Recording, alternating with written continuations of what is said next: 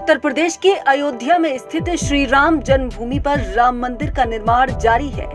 इस बीच रामलला के मंदिर के लिए एक ऐसा घंटा भेंट किया गया है जिससे ओम की ध्वनि निकलेगी और 8 किलोमीटर के एरिया तक सुनाई देगी।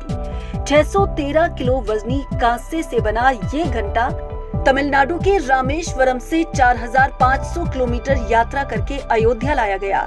भगवान राम को ये विशेष घंटा तमिलनाडु की लीगल राइट काउंसिल की ओर से भेंट किया गया। ये विशेष घंटा तमिलनाडु की रहने वाली राजलक्ष्मी मांडा लेकर आई हैं। राजलक्ष्मी बुलेट रानी के नाम से देश में मशहूर हैं। ये विश्व की दूसरी महिला हैं जिन्होंने 9.5 टन वजन खींचने का वर्ल्ड रिकॉर्ड बनाया है। राम रथ पर रखकर ये घंटा अयोध्या लाया गया है।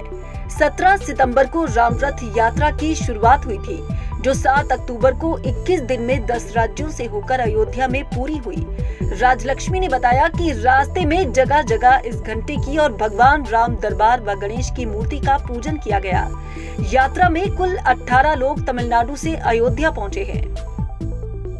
रामेश्वरम टू राम जन्मभूमि 21 दिन का यात्रा आज अयोध्या में समापन हो रही है। मैं राजलक्ष्मी मंदा हूँ, लीगल राइट्स काउंसिल इंडिया का जनरल सेक्रेटरी हूँ और इस घंटे को हमने हमारी संस्था की ओर से हमने मनाया है। 613 किलो का घंटे है, 4.1 फीट हाइट और 3.9 फीट विड्थ इसका है और इस घंटे को बजाने से 8 किलोमीटर की रेडियस में इसका साउंड सुनती है और इसका शब्द ओम से शुरू होते हैं। राम मंदिर में लगने वाला ये घंटा बेहद अनूठा है।